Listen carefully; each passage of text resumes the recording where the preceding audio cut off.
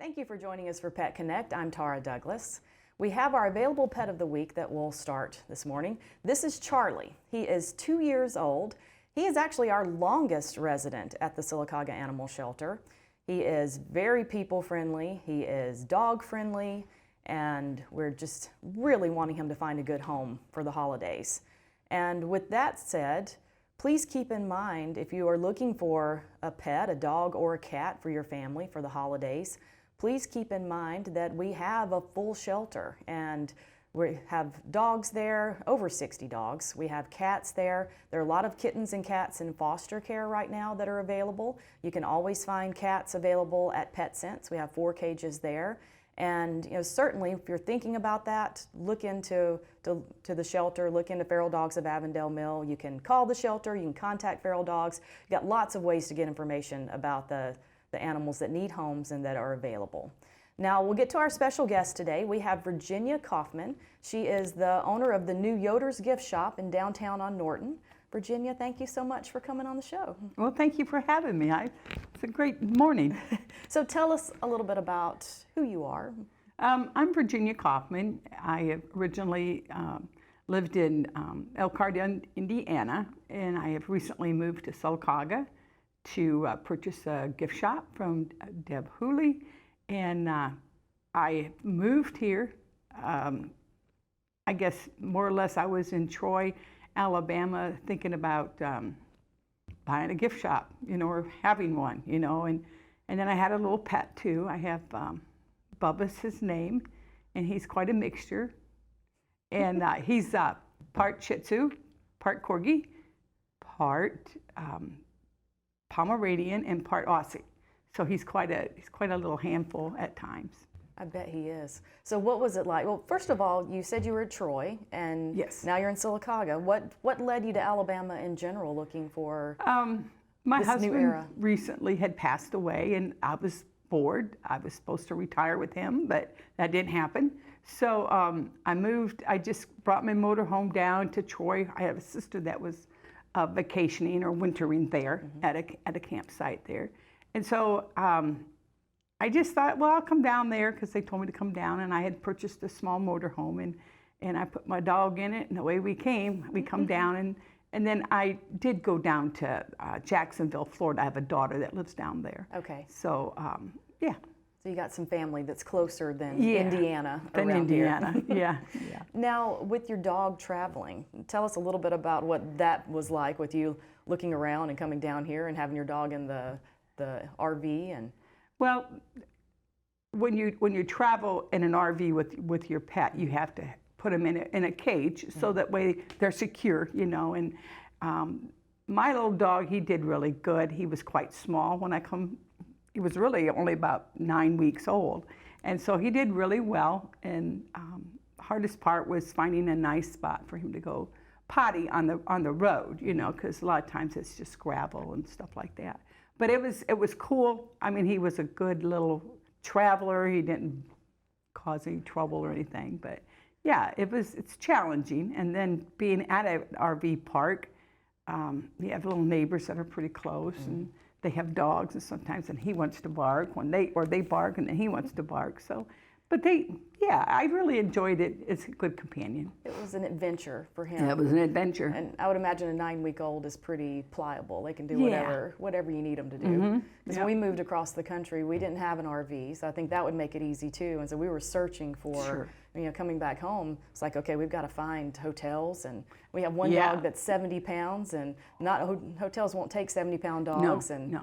And it is hard to find a good spot for them to go to the bathroom. When you say gravel, we found a lot of gravel lots for them to go. Especially if they're used to grass, what they're used to, and then it's like, oh, they're a little nervous anyway. And you got to think about that, and think about when you travel, what you need to do with the dog, and what you have to have with you. And that's true.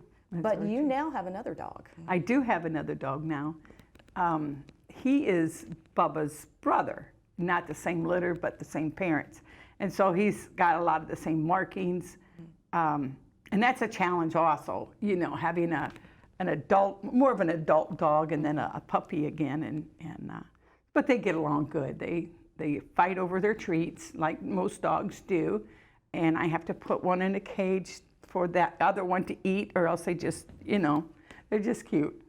But they're good. They're good together. But I bet they're enjoying your new house you found here in town and like their yard. And They do. They and of course we have a lot of dogs in our neighborhood, and it's pretty noisy sometimes in the morning when I take them out to potty or walk them, you know, and stuff. So yeah, they're. I really enjoy living in Sylacauga. That's you know, great. Well, we're glad you're here, and well, we're thank glad you. that you have Yoders. So tell us about what you're carrying in the shop. In our shop, it's based a lot on the Amish tradition, and I have a lot of things like good, more natural, healthy foods and some products that go with that. I just recently got some CBD cream in and some CBD gel tablets for the aches and pains of our body. Then we also have a tonic that has got a lot of herbs and spices in it that's good for our systems. And we do the butter, we do like your canned jellies, your relishes, your salsas, a lot of good little chocolate treats that probably aren't the best for you, but they're good. But they make people happy. They make us happy, yeah. And then I have, you know, things like gifts. I have like music boxes and jewelry and purses and just various things. And sometimes they're unique gifts. There may be only one of a kind there. I recently just got some chickens. Okay. I got them in Pennsylvania when I went out there. And I just an animal person, so I like to carry the animal things in my store too. But you don't have chickens at the store. No, not live chickens. Yeah, Maybe. no live chickens. Yeah. So tell us a little bit about the items that you have that are from the Amish tradition. What does that mean? Well, the Amish tradition has a lot of, a lot of background of working together. That's a big thing that they do as a community. They're very big community people. They, like if somebody's barn burns down, they all sort of get together. They have a date, they get together, and they raise a barn in a day's time, you know, and that's sort of phenomenal because they're not small barns, they're big barns, you know, with lofts and things like that in it. That's part of the Amish way. Amish, I can't say these are Amish peaches that I carry in the store because they're just raised, they're grown on trees just like anybody else's. But a lot of it has to do with the processing part, what's put into the peaches and the way they are like maybe harvested and then canned. That's just what really makes it more Amish than like Amish peaches because they can't have Amish peaches, you know. So anyway. A peach tree is a peach tree. Yeah, there you go. And a lot of it is, the thing I really like about it is the community part. They all they work together. That's more or less a lot of what they believe and stuff. And they don't have more or less maybe always the most modern equipment and things like that. They do a lot of it by hand. The garden growing things like your beets and things like that, they're grown in their gardens and then they're processed, they're canned and then shipped out and then I sell them. And so yeah, if you ever need some beets, you just come in and see me. They're good. You're the beet place. I'm the beet place, the dog in the beet place, yeah. And a lot of those ingredients that they use in the traditional Amish foods, that's more clean ingredients, so to speak, than... Right, you don't have a lot of your preservatives. I can't say there's not any, but they don't have a lot of your MSG and things like that. That's not good for you.